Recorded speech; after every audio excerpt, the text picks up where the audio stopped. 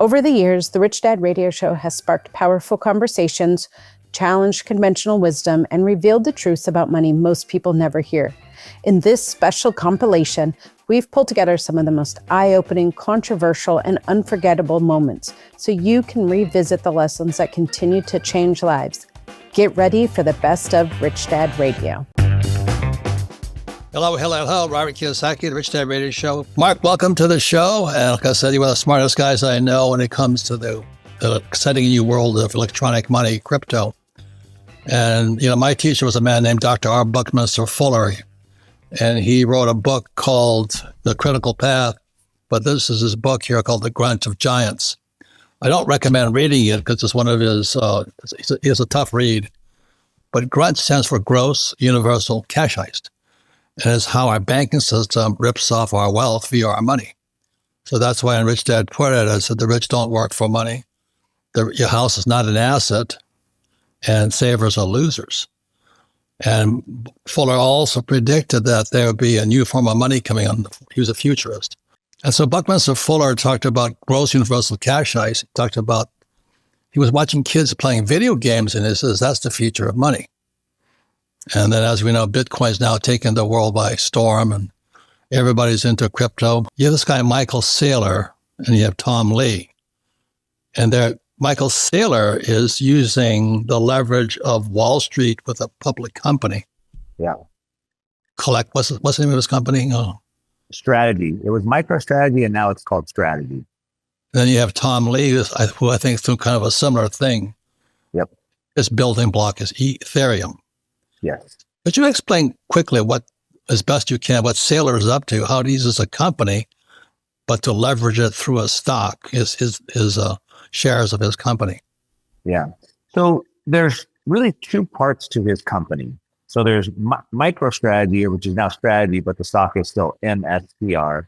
And there's the common stock of that. And what he's done is he's using public debt and equity markets, debt and credit markets, to leverage up his Bitcoin position. So very simply, if I buy one Bitcoin and you buy one Bitcoin, but then I borrow 50% of my value against my Bitcoin to buy more, I've levered it up. If Bitcoin goes up, I will outperform you because of applied leverage. Same with real estate, right? If I pay cash for real estate versus putting 20% down, then when real estate goes up, the person that used leverage does better. So using these public vehicles, he's tapping into public debt and equity markets to raise money at low rates to buy an asset that's going up at higher rates. And so that was stage one of the company, which is, hey, I'm going to apply leverage. I'm going to buy Bitcoin. And when you buy my stock, which is the MSTR common stock, the amount of Bitcoin per share that you own, my goal is to get that to go up over time. So if you buy an ETF, one Bitcoin's one Bitcoin. Your Bitcoin doesn't go up. As a matter of fact, your Bitcoin goes down because of fees. Right. But if you buy MSTR, the exposure, the Bitcoin per share goes up over time because of the leverage. Yeah. So he increases stock value with that. That's correct. So that was phase one. And what he's done now is changing everything that we know about the world of finance. Wait, hold on 1 second. Yeah. It's like for me, I'm an oil and gold guy. Right. I own gold mines. I take them public. So I take the public's money to oil. For oil or for gold. So I have a company in Utah, gold company. And every time we strike more gold, the share of my company goes up. Right. My exit is kind of through the share price of my company. The same as my oil company, we borrow money from the open markets, public markets, and we drill for oil, and we make money when we strike oil. Is it kind of what Saylor's doing?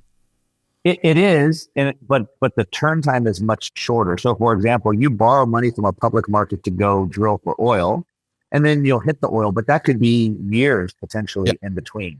Yeah. What he's doing is he's borrowing money from the public market and within an hour converting into Bitcoin. But very similar. It's tempting. It's tempting, but the next step is where it gets real interesting. So if you think about a bank, so I think the two keys that I talk about with building wealth, Robert, is one, leverage. So how can I use, and you call it smart credit, right? productive capital, productive credit, right? So one, the leverage. How can I use credit or leverage to buy a productive asset that can pay for the debt plus more? That's one. And then the second is arbitrage. How do I leverage two markets against each other so I can leverage the credit market against the oil market? So what he's done also is now he's raised money to buy Bitcoin. And now that he has the Bitcoin as a base layer, as an asset, what do I do with it? Well, what he's recognized is while Bitcoin is the best asset to own, in my opinion, it's the cheat code.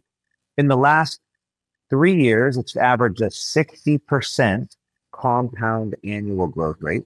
This year to date, it's also about 60%. So what he's done is he said, hey, that's great. And it can save a lot of these boomers' retirements. But if you're, say, 78 years old on fixed income, you can't go hold Bitcoin for 5 years and you can't stomach the volatility. I got to pay my bills, right? I need to pay for my medication, my electricity. So Michael Saylor says this, fine, you give me the money, I'll buy Bitcoin. I'll give you 10% yield guaranteed, and I'll handle the volatility and take the risk. So he's created what's called preferred instruments, preferred stock. There's 4 of them. I'll keep it simple, but Strike, Stride, and the new one is Stretch, STRC. You can buy it in your brokerage account. And it's going to pay you 10.5%. So when you give him money, it's credit. He's going to pay you 10%. He's going to buy Bitcoin and he'll make the 50% margin. And the beauty of this, Robert, I'll just give you one example. I'll take a break. But when you buy dividend paying stocks, you're buying them based off of the future expectation of cash flow, right? If I buy an AT&T dividend stock, I hope that AT&T has cash flow in the future. But with AI disrupting everything, what guarantee is that there will be cash flow in the future? The difference that he's doing is when you give him money, he buys the asset. And he's paying a small percentage of revenue off of an asset base. And today, if he never took in another penny, he could pay the debt obligation for 120 years. So it's the safest type of credit instrument that you can buy, and it pays about double what other assets are paying or credit instruments are paying.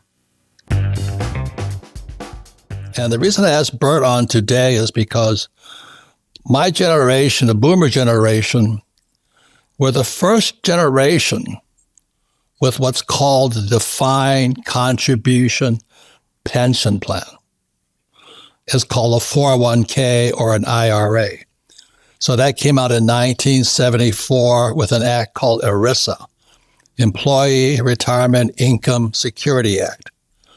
So in 1974, the baby boomers were the first guys where their retirement was not assured. See, up until 1974, if you worked for, let's say, Ford Motor Company or Hawaiian Electric and all those things, your retirement was guaranteed. But for the baby boom generation, our retirements are not guaranteed. And I wrote this book here called The Rich Dad's Prophecy, and I was predicting why the biggest stock market crash in history was coming. Now, I'm kind of guessing when I wrote this book was written 10 years ago.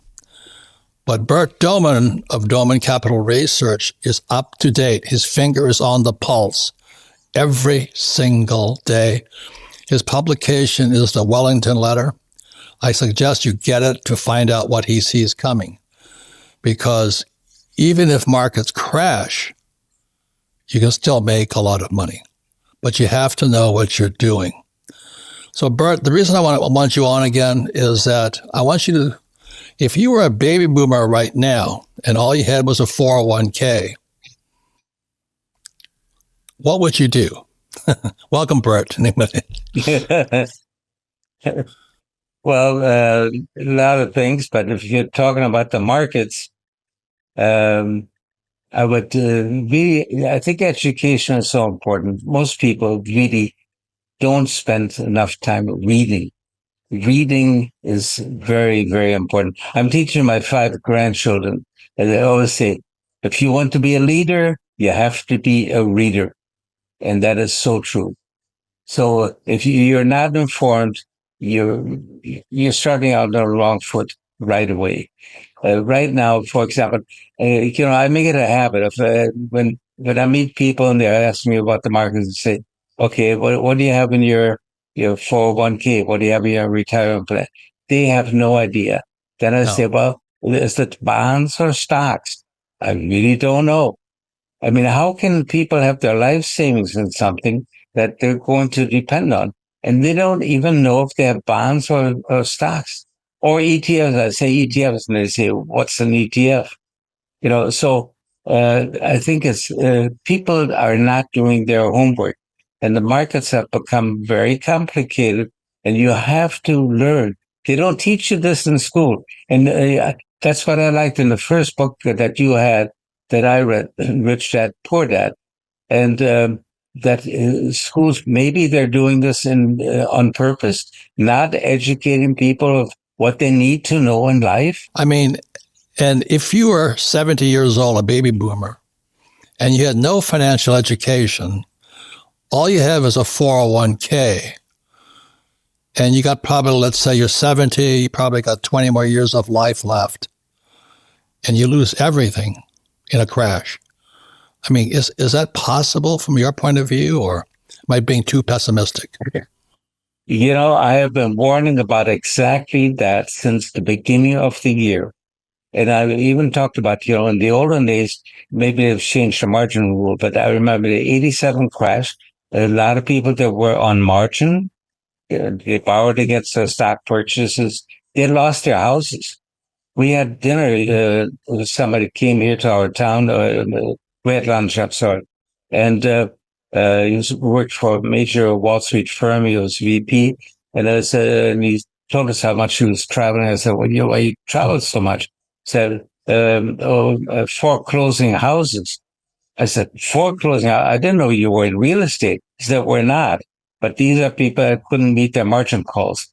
So I don't know if that rule has changed, if you can still lose your house because of a margin call. But I would look into it if I were, the average speculator. Right now, the speculation has gotten so crazy.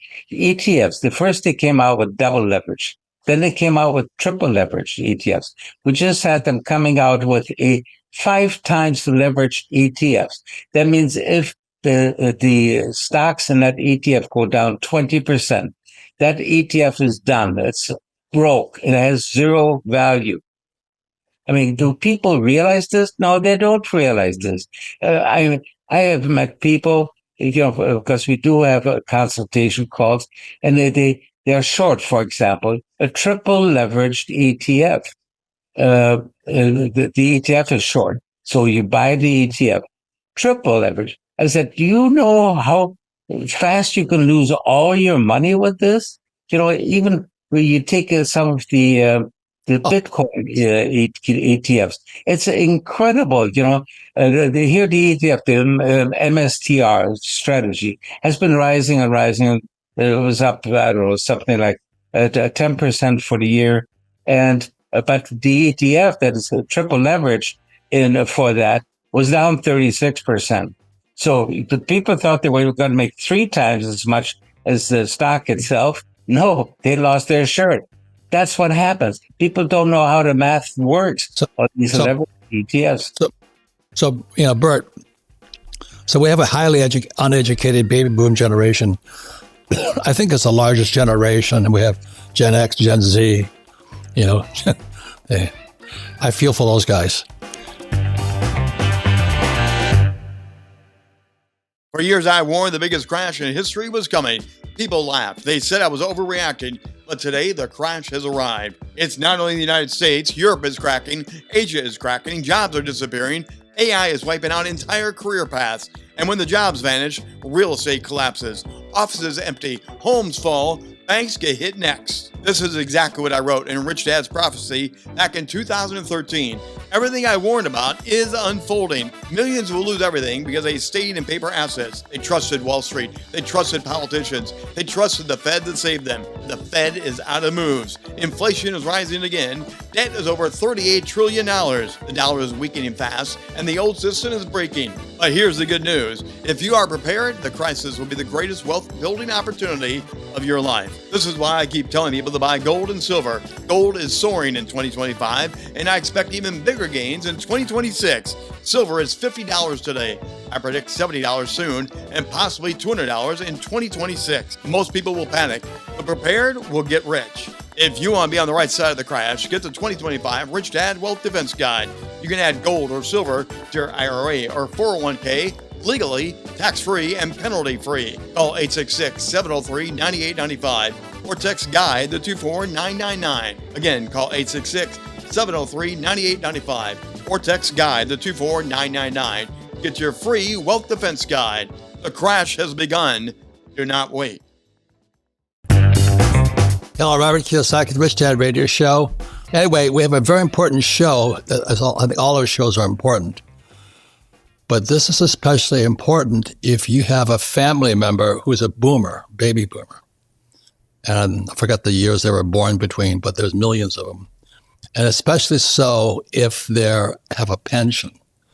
And the reason this is important is when I was getting out of the Marine Corps in 1974, they had a thing called ERISA, Employee Retirement Income Security Act.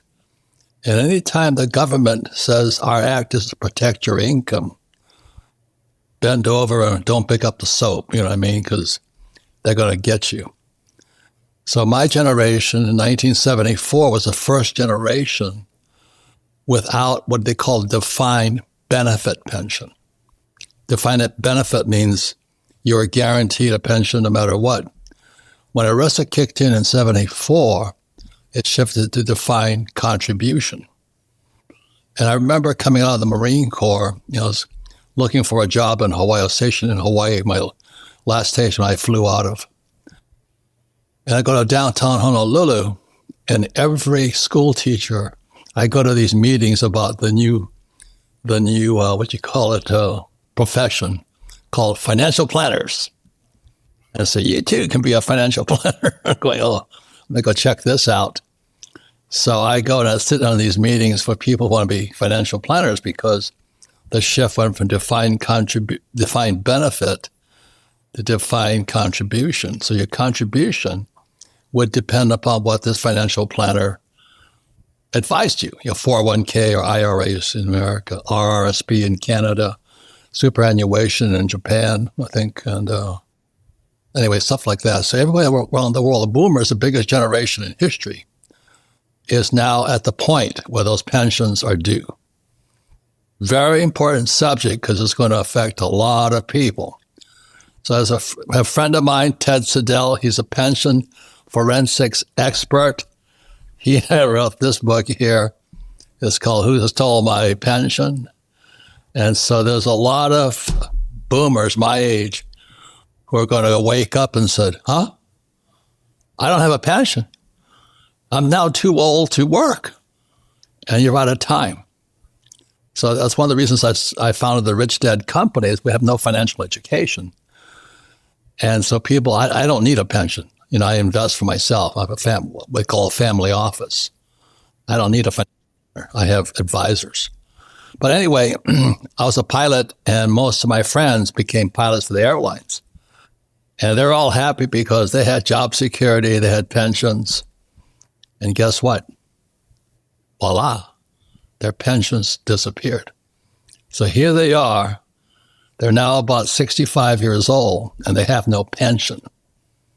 And so that's why it's kind of personal to my classmates, my fellow pilots. We flew in the Marine Corps. They were still working, and then they had no pensions. So that's why Ted Siddell and I co-authored this book here, Who Stole My Pension? Because Ted is the number one forensics expert. He goes after the pensions and how they steal your wealth because they've been thieves. Most financial planners are nice people, but I wouldn't let them lead me to the toilet. I really have no respect for them because they're going to put me in stocks, bonds, mutual funds, and ETFs, and I don't do those things. You can do what you want. I don't give financial advice, but I'd rather handle my own pension. Thank you, my own retirement. So I retired years ago without a pension. And I did it with real estate and investments. So Ted, welcome to the program. It's been nice working with you all these years, but you know that old saying, cheer up, it could get worse. we all cheered up. And a lot of these guys in these pensions, like CalPERS, California personnel and all that stuff, they're smelling the coffee right now, right? Yeah, they certainly are. And I've just been hired a few months ago to do a forensic investigation of CalPERS, which is nearly $600 billion. Between CalPERS and CalSTRS, which is the state teacher's pension, you're talking about $1 trillion. And so if that money is being mismanaged, that's like, a global, a sovereign country. I mean, that's $1 trillion there in those pensions. So I was hired recently to do a forensic investigation of CalPERS on behalf of the State Retiree Association, RPEA. And that's what I've been doing. And it's for the last few months. And it's been in NBC News and in the Financial Times and all over the country. They've been even internationally writing about this investigation because CalPERS is the largest. So, and you've also been awarded the biggest reward for taking it to these pension crooks.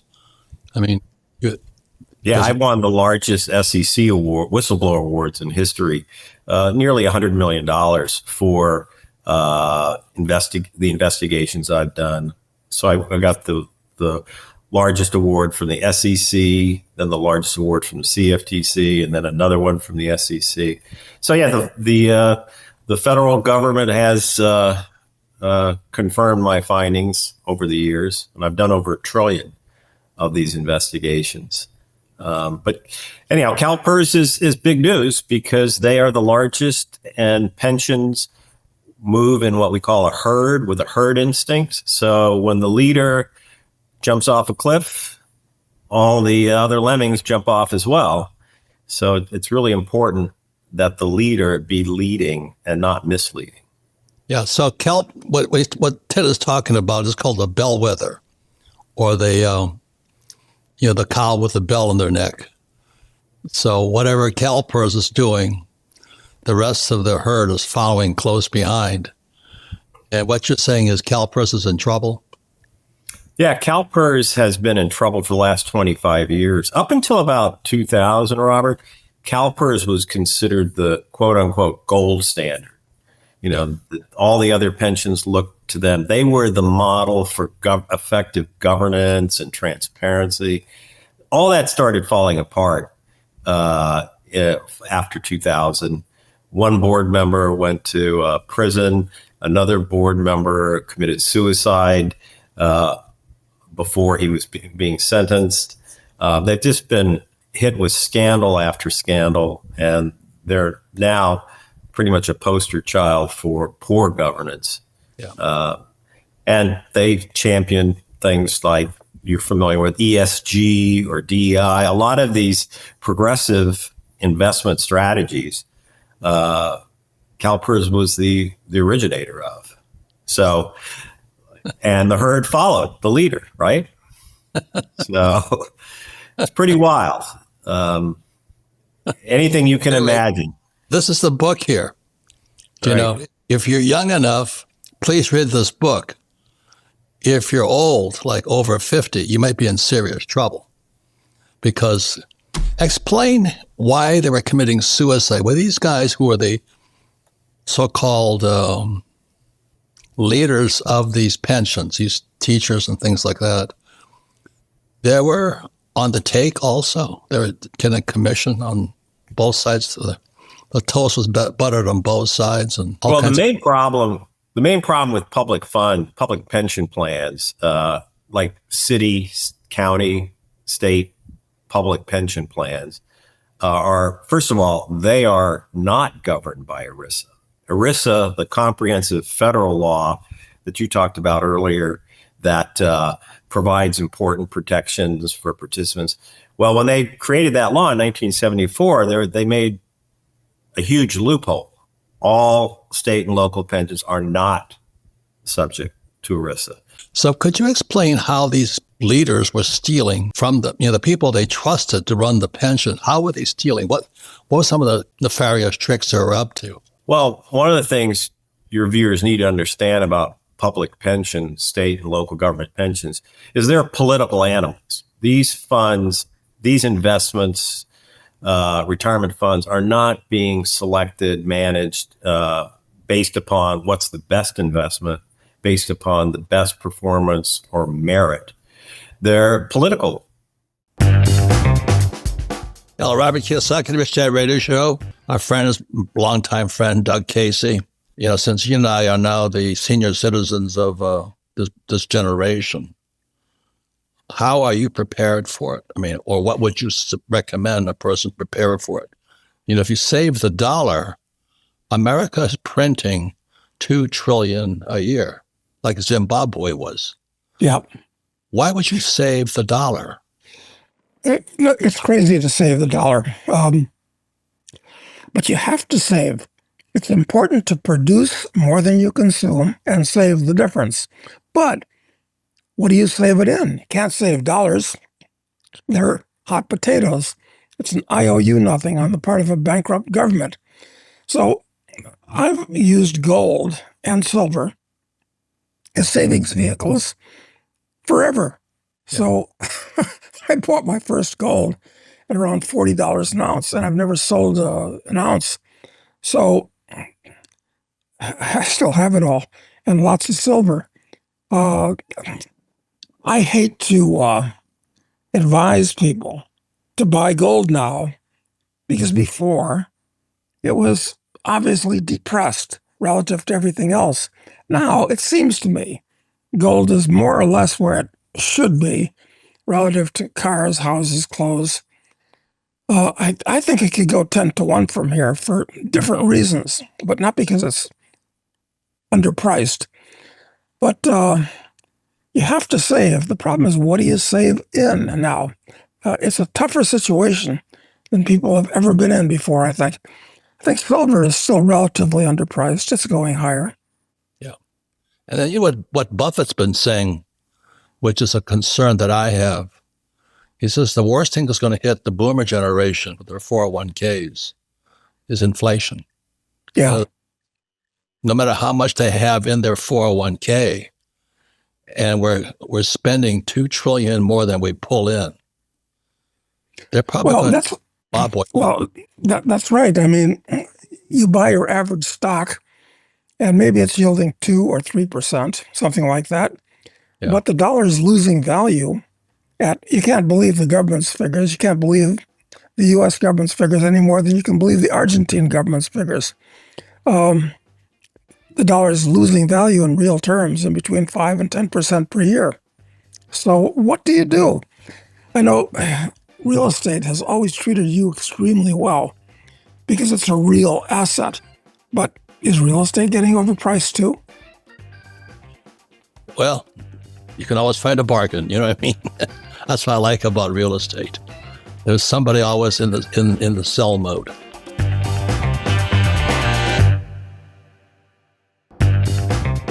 Anyway, you wrote about the Greater Depression. We're of the generation now that's cruising into a bankrupt Social Security. Do you know how many baby boomers are in the world, Doug? Let me see. In the U.S. or in the world? The total world. The number 2 billion baby boomers. That means there's 2 billion people out of 8 billion coming off the work line. I'm going, what is that going to do? Well, do they have enough savings to maintain them as their bodies start falling apart? That's what I mean. What goes up are your medical bills. Yeah. At 60, they just skyrocket. Well, on the bright side, maybe Elon Musk is right, and in 10 years, robots will be able to do most of what needs doing in the way of physical labor. And it seems like AI is already doing people's thinking for them. But I'm not sure you can trust AI any more than you can trust Wikipedia, quite frankly. Yeah. The other thing I heard is that there's 200 million Americans out of 360 million, almost 50%, who are on some kind of government subsistence. I think that's true. And I wonder how many Americans are sleeping under bridges and on park benches, because you go to major cities and you see them everywhere. The number's got to be, I don't know. The numbers are unreliable. I mean, people want to report numbers for whatever political reasons they have, but there are hundreds of thousands of Americans that have nothing, not even a house, maybe not even a tent. So what's going to happen to those people?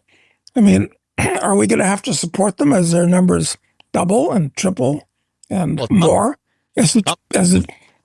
Thomas Jefferson warned us years ago. He says, if a central bank takes over, people will wake up homeless in their own country.